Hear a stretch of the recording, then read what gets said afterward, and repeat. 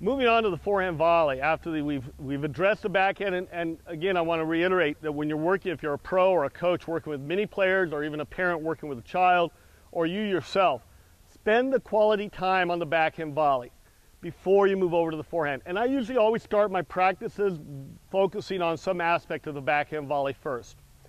But moving into the forehand volley, you're going to see how the two shots are very similar, almost a mirrored image of each other with a couple exceptions. So let's break down the forehand volley on the areas of which you can create, obviously, the best technique. But again, this course is all about double secrets. We're talking about ways that you can not only create more time, physical time, but the perception of time in terms of being able to give yourself more time to say, hey, I can do whatever I want with this shot. Instead of, oh, here comes the ball, I got to swing. What we want to do is limit that. So the technique that we're teaching you will limit that panic level, as well as give you more time to react to every shot. On the forehand volley, we're already in the continental grip. Remember, on the backhand, we simply turned. On the forehand, we're going to do the same thing. The nice thing about the forehand volley is we don't need to keep the elbow consciously straight. So in this situation, we're actually just going to keep our elbow close to our side. All right, that creates the open racket face. Again, just like the backhand. If you remember the backhand, we turned, the racket was facing our target. Forehand, turn, faces our target. Nice thing also about the backhand, or the forehand compared to the backhand. On the backhand side, we want to turn our shoulders almost so that they're parallel to our target line. Forehand volley is not as critical because on the backhand, our shoulder is in front, our hitting arm is in front. So it's very critical that we get our shoulders turned to facilitate our racket pointing to the target.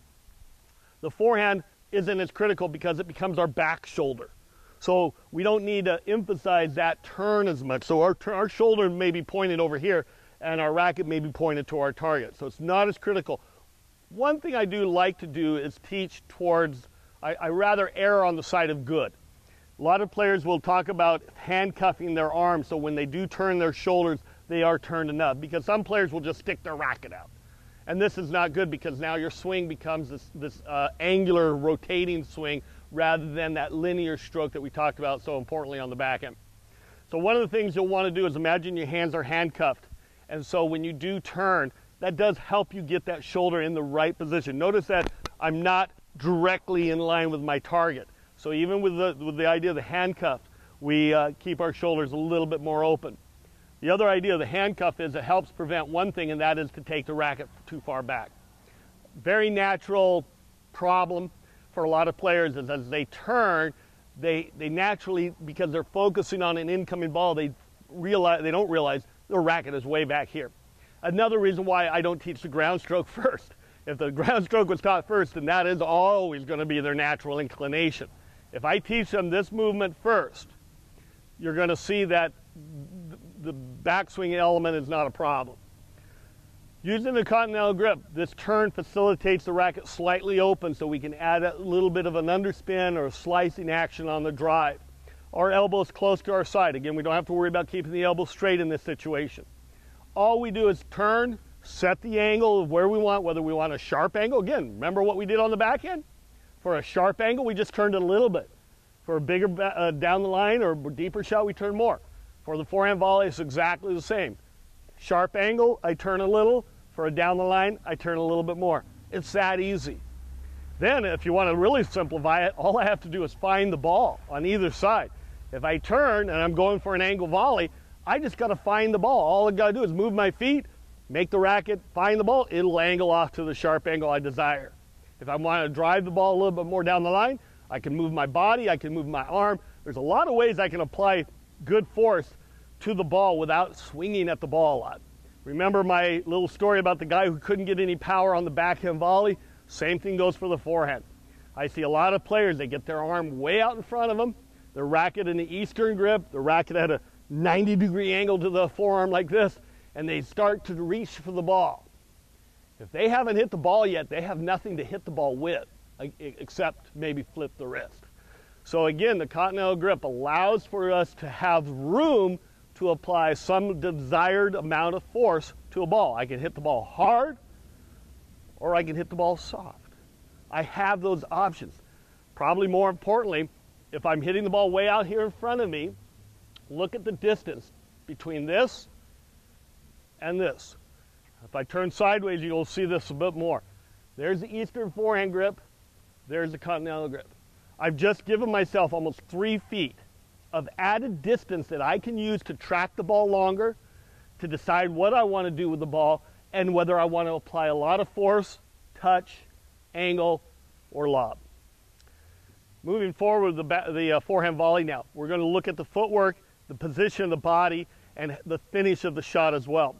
So if it's a mid-range volley, say waist high or shoulder high, I want to get that racket slightly above the ball, set the angle to my target, find the ball, hit the ball, and hold my finish, just like we talked about on the backhand volley. The footwork patterns relative to that are similar to that of the backhand. I want to turn my shoulders, I want to step towards my target. Now again, you don't have to, but from a learning standpoint, this facilitates this movement, because if the leg pulls out or doesn't step, my stroke tends to want to go around my center core of my body rather than going in line to my target. So I like to emphasize how important it is to make a neutral step forward as you drive through the ball. This also can add a little bit more pace to the shot itself, just by getting your body a little bit more involved in the movement without swinging any bigger. Again, giving yourself more time is a key. So rather than moving forward with my arm, I like to say reach with your feet, not with your hands. So if I'm here with my hands, if I want to go forward to meet the ball, I'll go forward with my feet. I don't go forward with my hands, because that's going to throw off the swing. I may have to change my grip, and all kinds of things go wrong when that happens. So reach with your feet, not with your hands. Finally, the back foot issue. Just like the backhand, we want to keep that back leg back. In fact, you'll see a lot of players bring that back leg behind them to, again, keep those hips from over-rotating. Both on the back end and the forehand volley, probably the #1 mistake I see players make is the step through on the backhand and the forehand. They get so much weight forward. Again, another reason why the Eastern forehand grip is so negative. If I'm reaching forward, I have to catch my body weight with my back leg coming around. You can see how the racket goes into the left.